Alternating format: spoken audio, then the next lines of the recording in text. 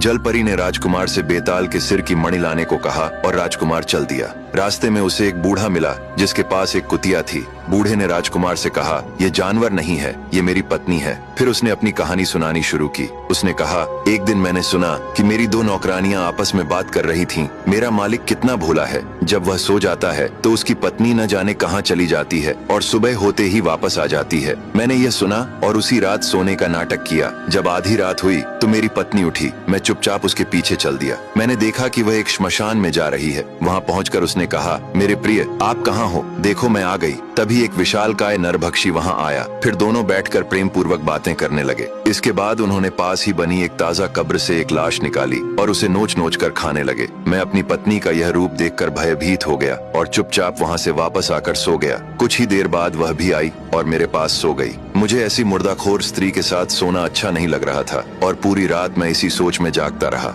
अगले दिन हम फिर से साथ खाने बैठे। वह चावल के एक एक दाने को खाने लगी। मैंने उससे पूछा, तुम कुछ खाती क्यों नहीं? मैं देख रहा हूँ कि चावल के कुछ दाने खाकर ही तुम्हारा पेट भर जाता है, जबकि यहाँ खाने के लिए इतने सारे व्यंजन हैं। लेकिन शायद जो स्वाद मनुष्य के मांस में है वह इस भोजन में कहाँ है? इतना सुनते ही उसका चेहरा क्रोध से लाल हो गया। वह गरजते हुए बोली, अब भागे, तूने अपनी मौत बुला ली है। अब देख, तू इस काबिल नहीं रहेगा कि कुछ बोल भी पाए। इतना कहकर उसने एक मंत्र पढ़ा और कहा, तू इंसानी देह छोड़कर एक कुत्ता बन जा। मेरा रूप बदल गया और मैं रोने लगा। उसने मुझे डंडे से बहुत मारा, लेकिन किसी तरह मैं वहाँ से भाग निकला। अगर मैं नहीं भागता तो शायद मेरे प्राण ही निकल जाते। मैं भटकते भटकते एक व्यापारी के घर पहुंचा। वह व्यापारी भला इंसान था। उसने मुझे कुछ रोटियां खाने को दी और मैं उसके घर में रहने लगा। एक रात मैंने देखा कि आधी रात को व्यापारी की पत्नी चुपचाप निकल गई। मैंने भी उसका पीछा किया। वह एक बाग में पहुंची जहाँ एक तंदुरुस्त नौजवान युवक आया। दोनों प्रेम पूर्वक बातें करने लगे। फिर उन्होंने संबंध बनाए और सुबह होने से पहले वह वापस लौट आई। ये देखकर मैं हैरान रह गया।